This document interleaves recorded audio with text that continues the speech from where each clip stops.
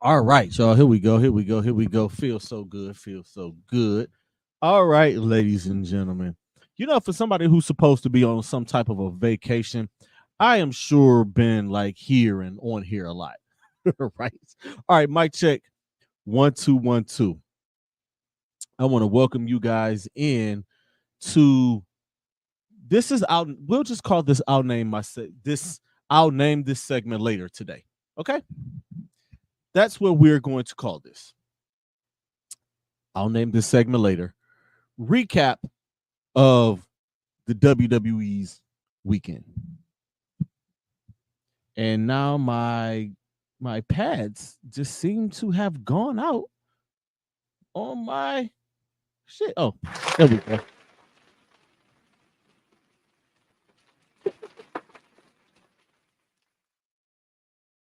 See what happens. I get to start fidgeting with shit and I'm just doing shit.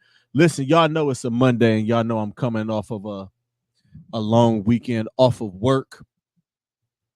And I'm supposed to be on vacation. There is no Club Pizzle until August the 1st. Full disclosure, will be dropping maybe this week. But for the most part, I'm supposed to be off until August the 1st. Where I'm going to hit y'all with a whole bunch of content starting August 1st. Club Pizzle's back. Full disclosure. I mean, full disclosure is going to run until then, but I'm just on vacation from Club Pizzle. But I am here. We are going to recap the weekend that was in WWE and also have an announcement at the end of the show. So make sure y'all check out the whole show and just sit here, pay attention. We are here for a good time and not a long time. So y'all already know what we doing here, man.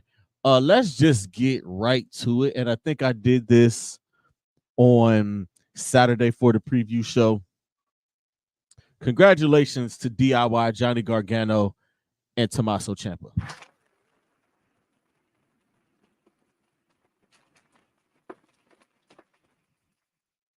New tag team champions. I hope I'm coming off on the mic like good because like this is crazy. Congratulations. They defeat Austin Theory and Grayson Waller, also known as A Town Down Under. What a goofy ass name for a tag team.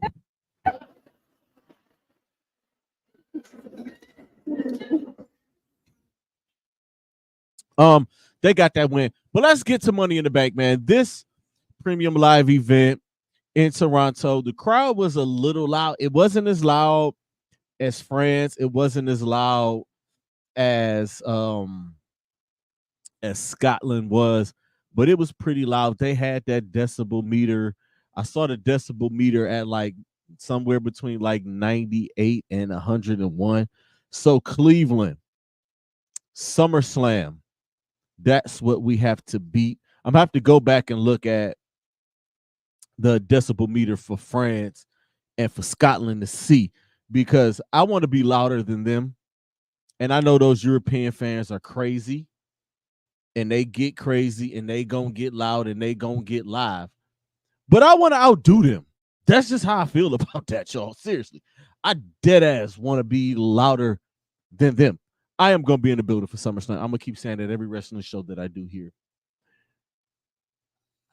It's just gonna be a fun time. But let's get the Money in the Bank. It was supposed to have been a whiteout. And of course, wrestling fans don't listen. Hard-headed ass wrestling fans. I saw a few white shirts, including smiley face shirt dude, whose shirt is usually green. He had on a white one, so salute to him for that.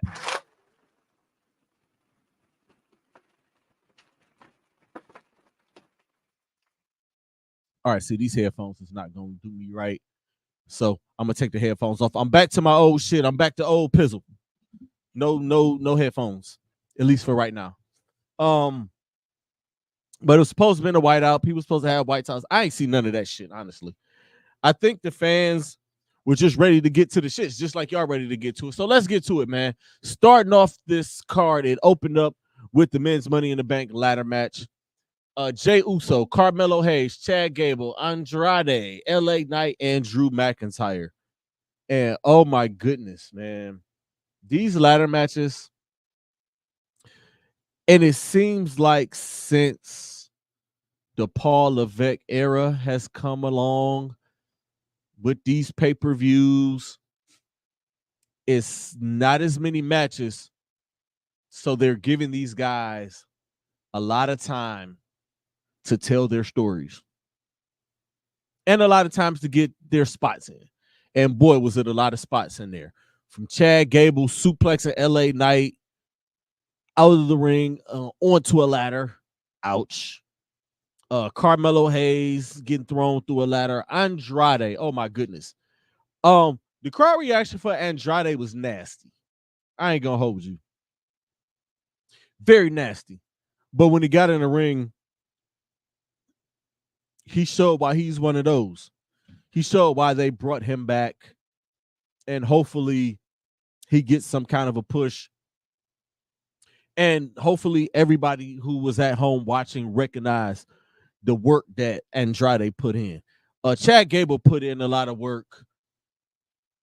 Carmelo Hayes put in a lot of work. Everybody put in work. LA Knight put in work. Jay Uso always puts in work. Jay Uso has been putting in work for the last 4 years. Drew McIntyre did work. Drew McIntyre, exactly the same thing. He carried the WWE through the pandemic and through the Thunderdome. He was the Thunderdome's standard bearer, and he was that dude during that time. Again, some of these spots, like that shit looked like it hurt. Seriously, looked like it hurt. I was in pain looking at a lot of it. And that's why I posted on my Facebook, like, yo, do these dudes get extra for getting slammed through ladders? Because I would ask for an extra 7 figures check in my premium live event payout. Because holy moly, and my shirt is mad wrinkled. I don't give a fuck, man. Whatever. Y'all talk about my wrinkled shirt. Just listen to what I'm saying. But Jesus, Drew McIntyre comes up with the win after throwing a ladder at Jey Uso. How hilarious was that? He used the ladder as a javelin and bop and knocked him out. A lot of people, I'll get to that in a second. But Drew McIntyre got the win on the pre-show or on Pizzle's picks. I did pick that one right. I've been doing real good on my picks on these. I think Clash at the Castle, I think I did kind of bad, but I made up for it with Money in the Bank. Drew got the win, got the Money in the Bank ladder match. I'll explain why, what, and everything when I get there. After that took place, the Intercontinental Championship was on the line. Sami Zayn took on Braun Breaker. What a match. Listen, I don't know if y'all feel the way I feel about Braun Breaker, but Braun Breaker is that dude to me. Braun Breaker is the future. He is a future world champion. He is a future WrestleMania main event guy. I think I've said this here. I think that him and guys like Austin Theory are future WrestleMania main eventers. I think Austin Theory and Braun Breaker, when put in the right position and put with the right pieces, will make a hell of a main event for like WrestleMania 46 or 47 or somewhere down the line. And Sami Zayn is one of the best performers that WWE has. Sami Zayn has been a favorite of mine. I saw a lot of the El Generico stuff at Ring of Honor, but it was the matches with him and Cesaro that convinced me, like, hey, I like this guy. I mean, him and Kevin Owens on the indie circuit was fire. But once he got to NXT and him putting on those matches with Cesaro and him putting on those matches with Kevin Owens, with Adrian Neville, Shinsuke Nakamura, he had a great matchup with in NXT. Sammy puts on great matches with everybody. Moved up to WWE, did the whole jackass thing. the bloodline storyline, fantastic job. Sami Zayn is a great performer. He's one of my personal favorites. A lot of people don't like Sami, but me personally, I love Sami Zayn. Sami Zayn get busy out there. He came out with the win. Braun Breaker made a few mistakes. It was just like, all right, I'm gonna make some rookie mistakes. And the veteran comes out and gets the win. That Frankensteiner is, oh, listen, man, I can sit here and drool about Braun Breaker all day, but we here for a good time, not a long time. Sami Zayn gets the dub and comes out, retains his Intercontinental Championship. I believe they will run this back at SummerSlam. I'm booking SummerSlam ahead of time, and I'll be posting that shit on the matches that I think are gonna happen for SummerSlam. So just be looking for that. Next up, we had John Cena come out, and the minute I saw the shirt and the towel, I posted, Cena is about to retire. And that's exactly what he did. He announced his retirement from the WWE and followed that up with, it'll be in 2025. I am looking forward to this. I'm not going to hold you. I was not a fan of John Cena at first. I hated the Doctor of Thugonomics gimmick. Couldn't stand it. Absolutely hated it. It took me to go to a live event after not going to live events. I went to a Monday Night Raw. I believe it was 2006, 7, somewhere in there, 8, 9, somewhere. It was the night after the Royal Rumble that led up to WrestleMania 25. It was at Wolstein Center, and him and Shawn Michaels put on this TV match that was absolutely fantastic. And seeing that crowd in Wolstein and hearing these kids go crazy over John Cena, I said, all right, he cool. And it's been up from there. It was a very emotional, and it had me thinking, it was like, all right, is he gonna do it at Mania? And then he cleared everything up at the post Money in the Bank press conference, like, this is gonna be an entire year. I'm going from January to December. We'll figure out how to book that, and I'm gonna post up a something. We'll figure it out. We gonna get there, y'all. Just be patient.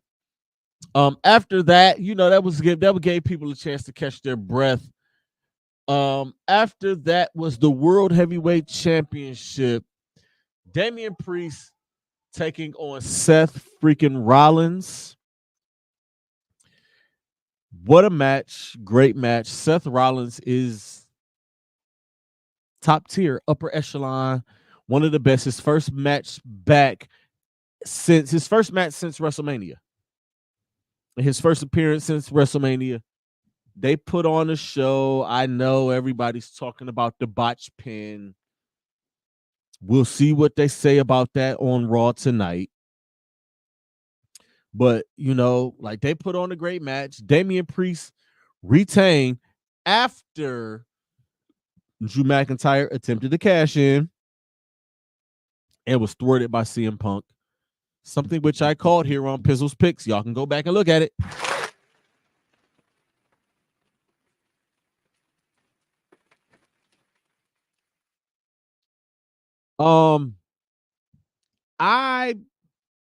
Let's just get to it. I hear a lot of people saying, yo, why would they waste the briefcase like that? And let's just go back to the men's Money in the Bank ladder match. I picked Drew to win it only because if you look at it, everybody else won. Everybody else kind of has like storylines. You got Chad Gable, who has to deal with the Wyatt Six. You got LA Knight, who doesn't need the briefcase because he's going to end up in a U.S. championship match at SummerSlam. You see that story. Jey Uso is kind of weaved in with the Wyatt Six, but you kind of see the bloodline thing going certain ways. I'm expecting Jimmy Uso back soon. I'm expecting Roman Reigns back soon. I'm expecting him to find himself weaved up in the bloodline storyline. Jey Uso is emotional and about his family, and he loves his family. And you better believe if Jimmy comes back and gets attacked, you better believe that Jey Uso is going to get involved because he still loves his brother. They laid those Easter eggs at WrestleMania, and after WrestleMania, y'all just have to go back and look at it. Carmelo Hayes, not ready yet. Andrade, not ready yet. Maybe those two will lock up at some time, but Carmelo just got here. They're still trying to build him up. Same thing with Andrade. They're trying to he's back. They're trying to rebuild him back up. And so Drew McIntyre was the logical choice to pick here.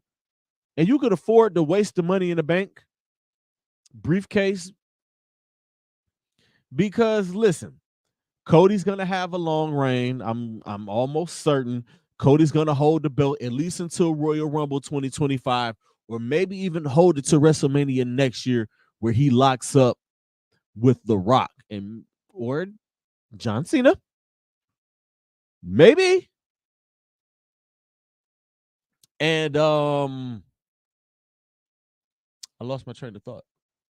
Oh, the other champion, Damian Priest, I think is going to lose to Gunther at SummerSlam. I think Gunther's going to get his. I think it's Gunther's time. I think it's Gunther's turn with the title. And we're going to see what's going to happen with Damian tonight. If they're going to be slowly but surely turning him babyface, I think that's going to happen tonight on Monday Night Raw. Because you got two heel guys, and I don't see them turning Gunther heel. I like Gunther as a heel. I think babyface Gunther would be trash. Like that Kiss character, the way he carries himself, he belongs a heel and he needs to stay a heel. People are gonna love him. We all love Gunther. I am a huge Gunther fan. I'm gonna buy a Gunther shirt sometime in the future. But again, like you can afford to waste the briefcase because that leads me into the next match, which was the women's Money in the Bank. Io Sky, Chelsea Green, Lyra Valkyria, Tiffany Stratton, Naomi, Zoe Stark. This, to me, was the match of the night. I hope Zoe Stark is okay because not only did she bump her head on a ladder doing the springboard shit into the ring, Io, with that move, I thought they both was going to die. I ain't going to hold you. What a move. And Io sold the move so well. And that picture of her as if her soul had left her body, for me, was the highlight of the night. Great sell. It was awesome. Absolutely awesome. Loved that. Loved it. Absolutely, positively loved it. But it was Tiffy time. These women put on the show. All of these women put on the show. Io put on the show. Naomi, one of the most athletic women in WWE outside of Bianca Belair and some of the women in NXT. Tiffany Stratton is awesome. Like, so we got a briefcase chase, and it's on the women's side. Usually the women cash in the same night and the men are left chasing and do it some other time. Like the last couple of years, Io cashed in same night and Priest held it until WrestleMania. Then you had the whole you had Liv, and then you had the whole Austin Theory debacle. So let's just give us something new. Let the men cash in on that night, and let's see how long it is before Tiffany cashes in. If she does it at SummerSlam, I won't be mad at it. Like I said, I want SummerSlam to do the craziest shit possible for the simple fact it's in Cleveland and I'm going to be in the building. And that brings us to our main event, 6-man tag match, Cody Rhodes, Randy Orton, and Kevin Owens versus the Bloodline, which consisted of Solo Sikoa, Tama Tonga, and Jacob Fatu, who did get into Canada. And salute to WWE for playing up the story that Jacob Fatu is an absolute positive lunatic. Thought it was pretty dope. Love the way that they did that. Saying that Triple H and the guys had to pull some strings to get him into Canada. Salute to WWE for that shit.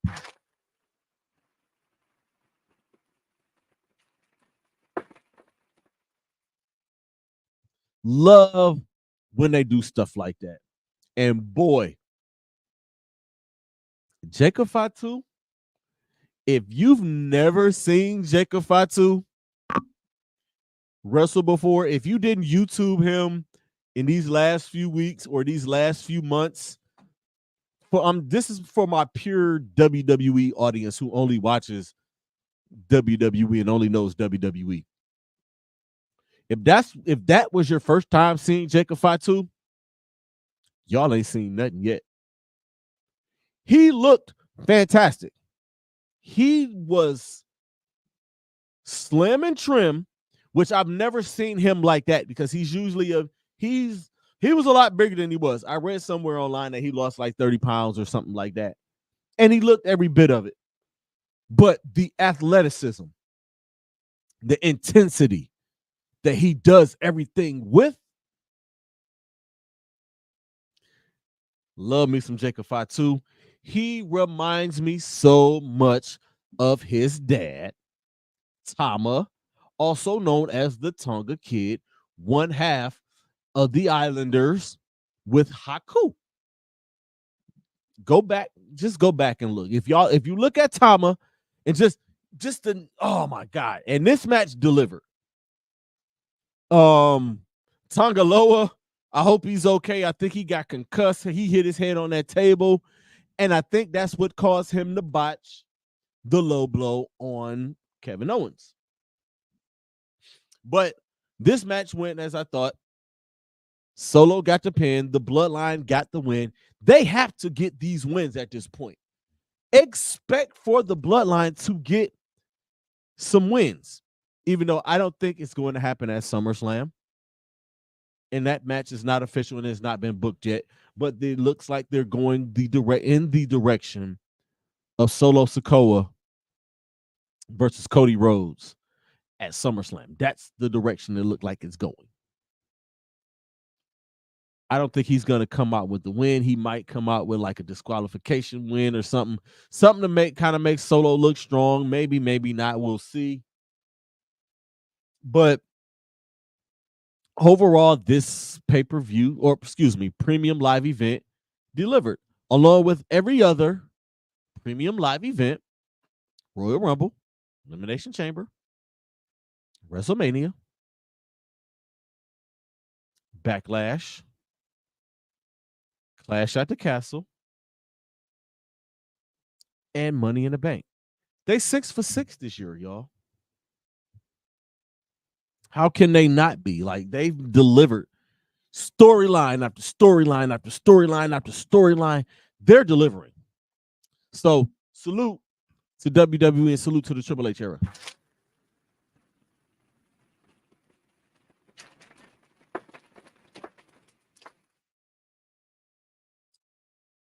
Now, all right, let's get to it.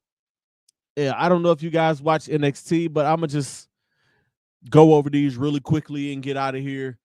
NXT Heatwave also took place at Scotiabank Arena in Toronto. Let me salute Michael Cole and Corey Graves for the call. Dope. And let me get to the post thing. Like, the whole Drew McIntyre thing happened, and I thought that was dope. And Seth Rollins being mad at CM Punk, I like that they're getting the other guys, the commentators involved. Shout out to Corey Graves, did a fantastic job on commentary. Shout out to Wade Barrett for the job he does on Raw, and the good job he did on the pre-show and the post-show. I thought it was dope, and the guys that are connected to the whole CM Punk storyline, how they weave them into the storyline, and how Seth now cannot challenge for the championship, and it's CM Punk's fault. That brings that story back to when Punk first came back. So Triple H is killing it. Triple H and the creative team are absolutely killing this shit. That post show was just awesome there. And Drew McIntyre is suspended, and we'll see what happens with him on Raw tonight. Now let's get to NXT Heatwave.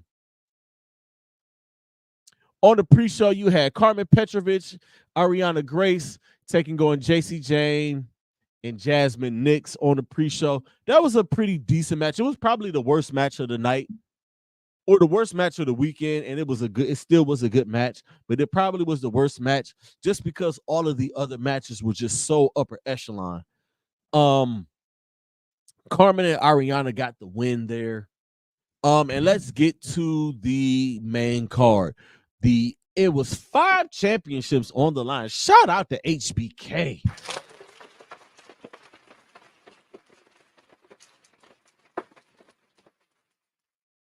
Shout out to HBK for making NXT's premium live events important, putting the titles on the line, and even on NXT regularly on Tuesdays.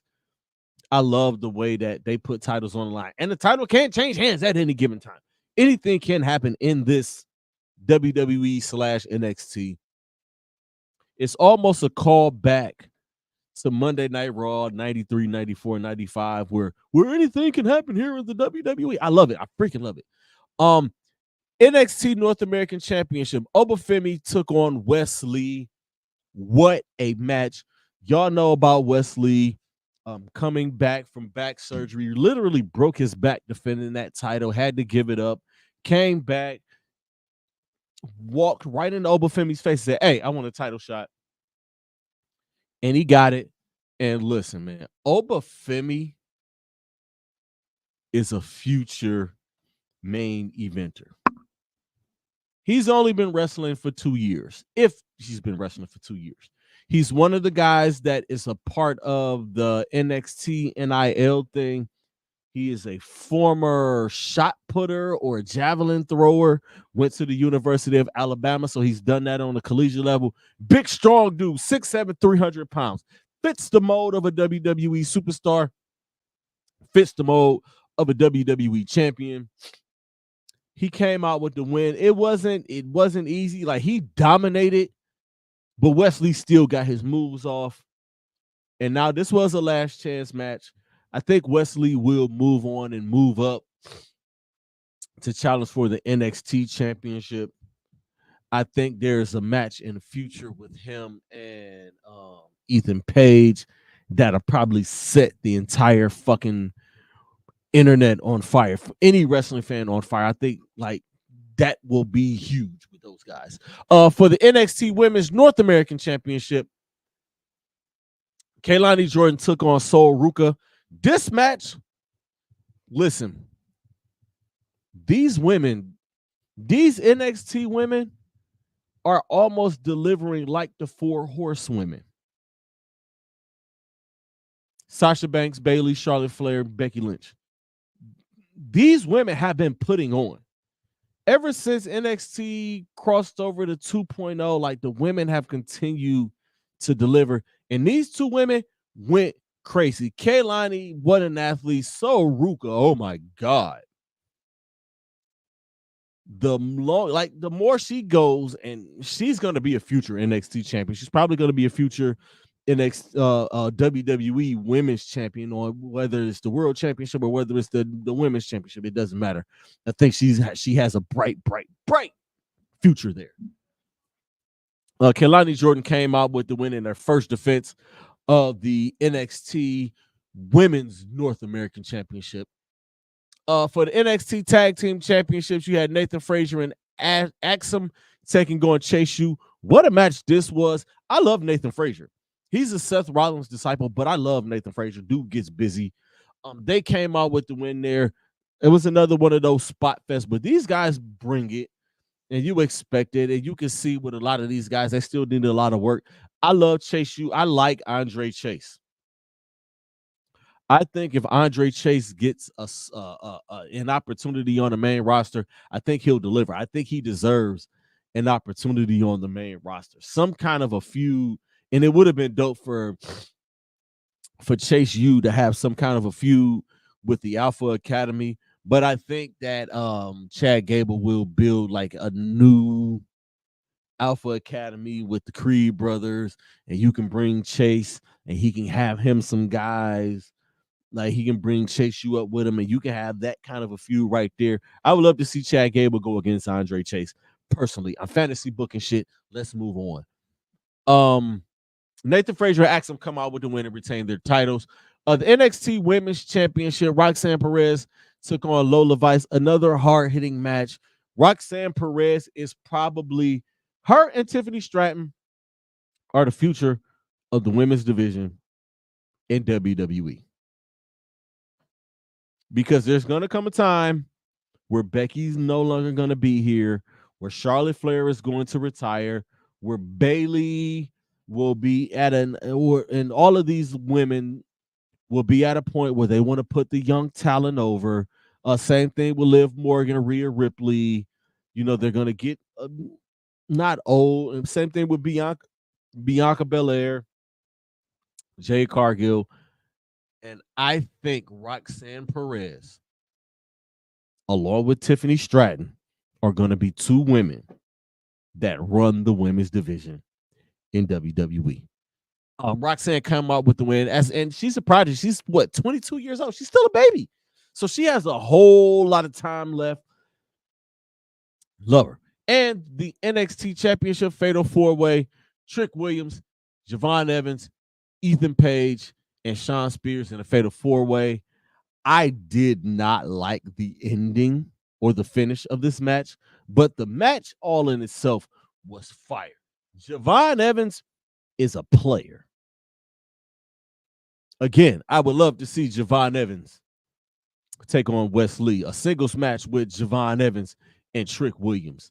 Javon Evans against Carmelo Hayes. Javon Evans against even Nathan Frazier. And hopefully WWE can bring Ricochet back, because the Javon Evans versus Ricochet matchup is must-see TV. So hopefully they make that happen. The finish of it, Ethan Page got the win. Trick hit his finisher on Ethan Page, and he fell on Javon Evans. And Sean Spears, of all people, grabbed Trick Williams' leg and held him back. So Ethan Page couldn't get the win. That makes me wonder, were those two working in cahoots? We'll find out tomorrow on NXT. Ethan Page, in his fourth match here at NXT, is your new NXT championship. Overall, I give this show an A. It was a dope show. I don't let finishes determine my overall grade of a match. But overall, it was the weekend was dope. SmackDown delivered, and then you had Money in the Bank, and then you had Heatwave. We're getting ready for Monday Night Raw tonight. At least I am. So, just overall, a great weekend. Which brings me to my announcement. Ladies and gentlemen, after much deliberations with myself,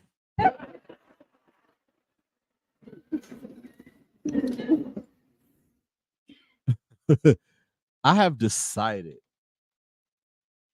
that I am going to do a full-fledged wrestling show.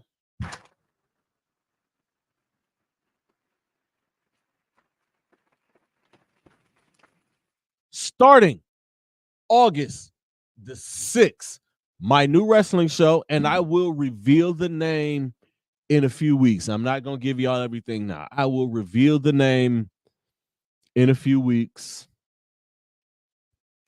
of my new wrestling show. It will be debuting on August 6th, and it will run on Tuesdays. So be ready for that. I am excited. It is right after SummerSlam. I'm going to get everything after SummerSlam. I'm going to recap SummerSlam, just that whole SummerSlam weekend. And I'm going to talk about the Raw after SummerSlam, because I know something crazy or something big is going to happen there. I'm excited for this just because I love wrestling and get to talk wrestling. So it's gonna be pretty dope. It's gonna be pretty fun. I'm gonna try to have some co-hosts or some guys on to talk about that. I'm gonna reach out to some of my wrestling friends, and I am going to get this popping. I am going to make this happen. I'm going to start off with WWE stuff because that's what I watch is WWE stuff. I will weave in AEW stuff in the future. I will weave in TNA stuff in the future. I will get to some New Japan stuff in the future. I will get to NWA, MLW stuff. I will get to and even local indie stuff in the future. But now I'm going to just start with WWE stuff. It's not going to stay WWE the whole time. This will be a weekly show. It will be every Tuesday at 8 p.m.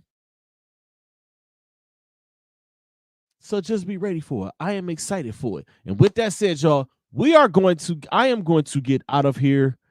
Apologies for the late start. I said 7:00. I got it started at 7:15. Y'all know how it is, man. Running on black people time, getting off work, trying to come home, trying to get stuff situated. Had to do a little bit more research.